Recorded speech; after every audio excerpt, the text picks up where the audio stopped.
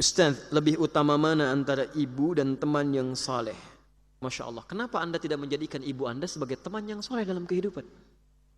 Ibu jelas lebih utama. Bahkan ibu dibandingkan dengan ayah pun ibu disebutkan 3 kali. Bahkan dalam Al-Quran setelah mengatakan sembah Allah, berbakti pada orang tua, ibu yang disebutkan pertama kali. Quran surah ke 31 ayat ke-14, posisi paling kiri sebelah atas. Quran surah ke 46 ayat ke-15, posisi paling kiri sebelah atas. Saya mau tunjukkan bagaimana di Quran surah ke-31 ayat ke-14, ibu orang tua yang beda agama saja tetap ada penghormatan di Quran dan dimintakan untuk mengajak pada kebaikan. Lihat kalimatnya. Wassaynal insana biwalidayhi wa wassaynal insana biwalidayhi. Dan kami wasiatkan kepada setiap manusia untuk berbakti pada kedua orang tuanya. Setelah itu ibu disebutkan, hamalathu ummu. Kalau kamu sedang merasa capek, punya masalah dengan orang tuamu, coba bayangkan bagaimana susahnya orang tua itu merawat kamu. Minimal ibu kamu aja. Bawa-bawa kamu itu 9 bulan mengandung, hamalathu ummu wahnan ala wahnin. Ibumu bersabar kepada kamu dalam 9 bulan. Kamu tidak bisa bersabar dalam 9 menit. Kamu siapa? Dibawa-bawa itu kemana-mana. Sampai kalau di Quran surah ke-46 ayat 15 itu, posisi paling kiri sebelah atas, itu bahasanya bukan wahnan lagi, kurhan. Kadang-kadang lelahnya tak tertahankan. Luar biasa. Di tafsir Quran surah ke-7 ayat 189. Falamma athqalat, maka tatkala semakin sulit, berat miling kanan susah, kiri susah. Allahu Akbar. Bahkan saat lahir masih diberikan ASI juga. Kadang-kadang diajak ke pesta gitu kan, ada haflah, ada zafaf. Begitu undangan mecahin gelas, ditahan-tahan malunya. Saat sakit parah luar biasa, minta ke dokter, ya Allah, dokter tolong yang terbaik. Kalau perlu ya Allah ambil nyawa saya. Kalau perlu, itu kalimat-kalimat itu keluar. Tiba-tiba setelah dewasa, cuma 9 menit tidak bisa bertahan dalam sabar berbakti pada orang tua. Coba. Wa fisaluhu fi amaini an ishkurli, itu bagian dari syukur kepadaku. Wali walidayya ilayil masir. Ayat 15 ini yang indah. Wa in jahadaka ala an tusyrika bima laisa laka bihi ilmun fala tuti'huma. Tapi jika ibunda kamu atau ayahanda kamu beda keyakinan denganmu, kemudian memaksa engkau untuk beribadah menurut kepercayaannya, jangan ditaati. Tolak dengan cara yang lembut. Wasahibhuma fid dunya ma'rufa. Tapi jangan sampai perbedaan keyakinan itu menjadikan kamu berbuat buruk pada orang tua. Tetap temani dia. Bahasanya sahib dari kata sahabat. Sahib itu sesuatu yang lekat. Zamannya ashab. Ada orang yang lekat dengan surga tak terpisahkan. Ashabul jannah. Ada orang yang lekat dengan neraka tak terpisahkan. Ashabun nar. Makanya disebut dengan sahabat, lekat. Lekat itu sekalipun fisiknya tidak berada bersama-sama, tapi Masya Allah tetap mendoakan dalam kebaikan. Orang tua yang berbeda agama saja kata Quran tetap pergauli dengan kebaikan dalam urusan dunianya. Doakan dia. Tingkatnya tinggi. Karena itu masih ada kewajiban bagi kita untuk berdakwah dengan kelembutan. Ya, silahkan di Quran surah ke-16 ayat 125. Ud'u ila sabili rabbika bil hikmah. Ajak yang belum paham dengan jalan kepada dengan hukum Allah itu ke jalannya dengan hikmah. Ya, jangan dengan kalimat yang tidak menyenangkan. Ajak dulu dengan hikmah doakan, lembutkan.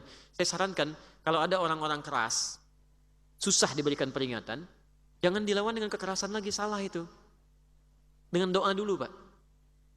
Saya beri contoh, Nabi Musa alaihissalam dengan Fir'aun. Fir'aun misalnya. Kenal Fir'aun? Alhamdulillah. Kalau antum kenal saya bingung ini. Antum kenal di mana gitu ya? Fir'aun itu makhluk manusia. Bukan hanya luar biasa bengis ya, tapi menyebalkan. Kalimat-kalimatnya tajam. Kadang-kadang melahirkan eksekusi. Tidak langsung negosiasi, eksekusi langsung. Itu rambutnya nggak enak dilihat tuh. Tolong pisahkan kepala dari badannya. Bukan nyuruh-nyukur. Makanya Nabi Musa alaihissalam ketika berdakwah kepada Fir'aun ini, itu memohon kepada Allah supaya hatinya diberikan kelapangan. Kalau hatinya sudah lapang, luas, jadi cacian-cacian itu nggak cepat tersinggung nanti. Tidak cepat tersinggung.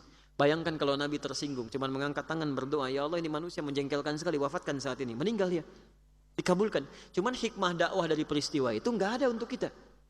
Maka ketika sebelum datang kepada Fir'aun beliau berdoa, qala rabbi shrahli sadri wa yassirli amri wahlul 'uqdatan min lisani yafqahu qawli. Itu rumusnya, rabbi shrahli sadri, ya Allah lapangkan hati saya.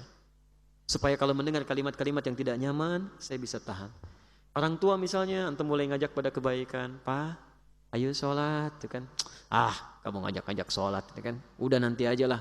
Papa juga tahu lebih duluan daripada kamu. Sabar. Ayo Pak, kan tidak harus seperti itu. Papa kok gitu amat? Si amat aja nggak gitu, ya kan? Itu kan si amat, bukan Papa. Mana rame gitu kan? Pelan-pelan doa lagi, pelan-pelan doa lagi. Jadi kalau sudah dilembutkan hatinya oleh Allah, itu mudah kalimat-kalimat masuk. Saya pernah satu kali ada seorang yang datang berubah, sibuk luar biasa, punya jabatan di pekerjaannya.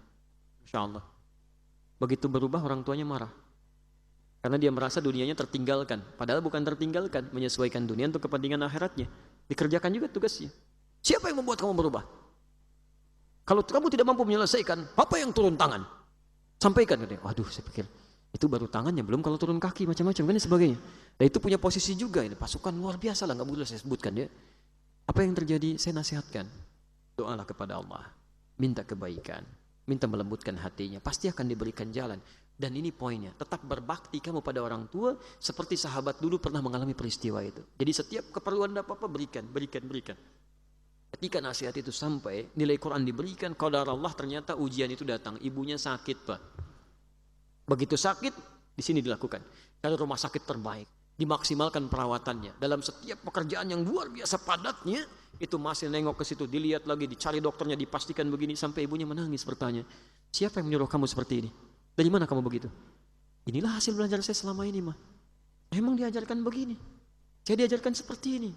Sampai ibunya menangis, ayahnya lihat, ayahnya berubah, ibunya berubah, istrinya berubah, anak-anaknya berubah. Akhirnya datanglah satu keluarga besar. Kita sama-sama ketemu, bapaknya minta maaf, ibunya minta maaf, bahkan kita beribadah bersama-sama dalam kebaikan sampai ke Mekahnya. Cukup menarik gitu kan. Jadi kalau Anda bertanya lebih baik mana ibu dengan teman yang saleh, sebetulnya pertanyaan itu tidak perlu muncul. Anda punya tugas menjadikan ibu Anda saleh dan mempertahankan pertemanan dengan teman soleh Anda. Dan teman Anda yang soleh akan mengajak Anda untuk berbakti kepada orang tua. Itu poinnya. Jelas?